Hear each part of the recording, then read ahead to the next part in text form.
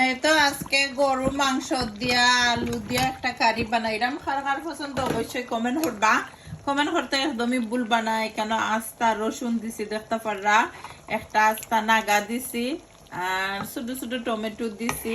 ফুল recipe দেখতে চাইলে আমার ইউটিউব চ্যানেলও আছে, Subhash blog UK. Full recipe সবসময় আমি দিয়া রাখি। আর আজকে গরু মাংস দিয়া আলু দিয়া আমার রামিসা প্রিন্সেসের অনেক বেশি পছন্দ। আলু আর কি মাংসের মধ্যে থাকতো। আমি মনে করি সব মানুষের বাচ্চা পছন্দ থাকে আলু মাংসের মধ্যে থাকতো। আর নাইস কইরা একটা কারি বানাইলাম। যারা সবসময় ভিডিওগুলো লাইক কমেন্ট করো, থ্যাংক ইউ এভরিওয়ান। মন থেকে দোয়ার ভালোবাসা রইব আপনারা লাগি, আমাদের সাপোর্ট করা। আর এই তো বালা টিকেনে নাইস কইরা আলুরে মাংসরে খসাইমু। কষানির পরে ফাইনাল লুক দেখবা। আর আশা করি কারির লুক নাইস হয়েছে দেখতে।